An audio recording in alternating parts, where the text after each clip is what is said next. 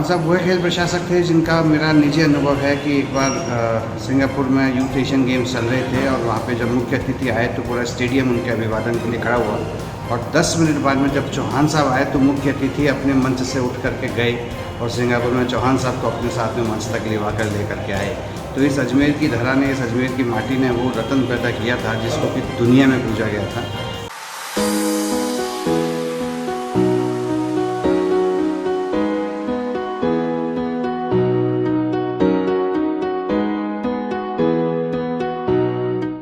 Shivani 8th sem CS student. Hi, I'm Pulkit Badoliya 8th sem CS student. Recently मेरा placement 2 MNC company में हुआ जिसका श्रेय मैं Aryabhatta management team, mentors and HODs को देना चाहूंगी। And I am also very thankful to Aryabhatta team जिन्होंने हम स्टूडेंट्स को प्रोफेशनल लाइफ में उतरने के लिए इस काबिल बनाया।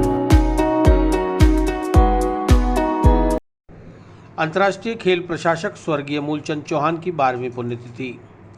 इंडोर स्टेडियम में कोविड प्रोटोकॉल के तहत श्रद्धांजलि सभा का किया आयोजन। अंतर्राष्ट्रीय खेल प्रशासक स्वर्गीय मूलचंद चौहान की 12वीं पुण्यतिथि पर मूलचंद चौहान इंडोर स्टेडियम में शनिवार को कोविड प्रोटोकॉल के तहत श्रद्धांजलि सभा का आयोजन किया गया। 9 सितंबर 2009 को दिवंगत हुए स्वर्गीय मूलचंद चौहान न केवल भारतीय उपमहाद्वीप वरन एशियाई व विश्व की विविध खेल नियामक संस्थाओं के प्रमुख पदों पर रहे तथा देश की उन चुनिंदा व्यक्तित्वों में से एक हैं जिनको अंतर्राष्ट्रीय ओलंपिक समिति ने ओलंपिक ऑर्डर से सम्मानित किया। आज उनकी पुण्यतिथि पर इंडोर स्टेडियम में विभिन्न खेल संघों के प्रतिनिधियों व खिलाड़ियों द्वारा स्वर्गीय मूलचंद चौहान को पुष्पांजलि अर्पित कर श्रद्धांजलि दी गई।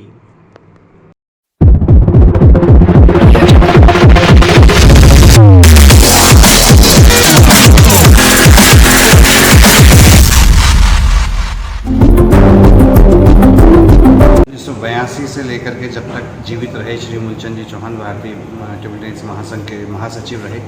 साथ ही दक्षिण एशियाई टेबल टेनिस संघ, एशियाई टेबल टेनिस यूनियन और अंतर्राष्ट्रीय टेबल टेनिस महासंघ के साथ साथ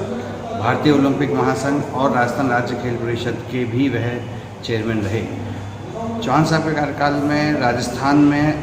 कम से कम 5 अंतर्राष्ट्रीय प्रतियोगिताएँ कराई गई थीं और अनगिनत राष्ट्रीय या राज्य स्तर की प्रतियोगिताएँ की गई थीं।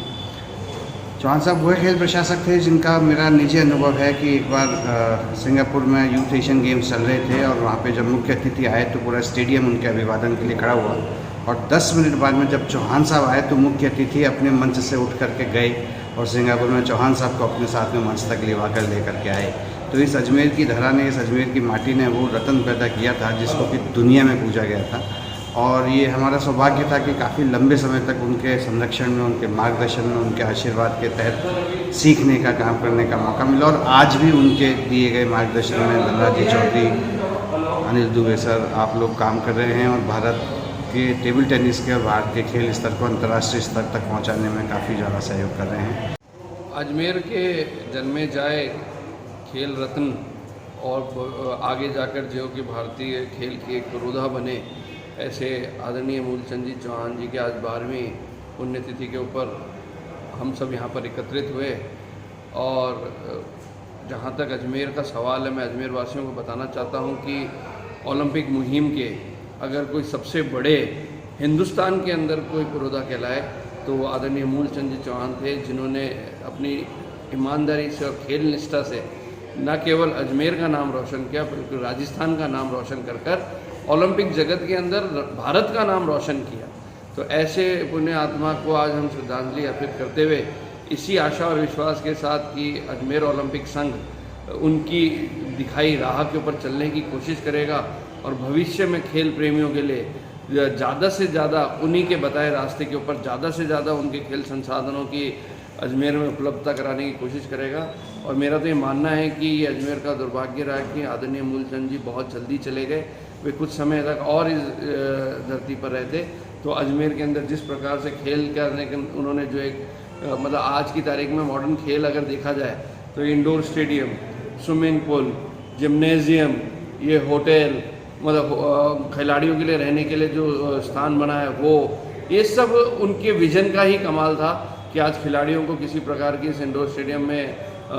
परेशानी नहीं होती। और हम तो आशा और विश्वास करते हैं कि आगे भी उनके पद चिन्हों पर चलकर अजमेर के खिलाड़ी व खेल जगत के लिए उत्कृष्ट सेवाओं का योगदान करते हैं।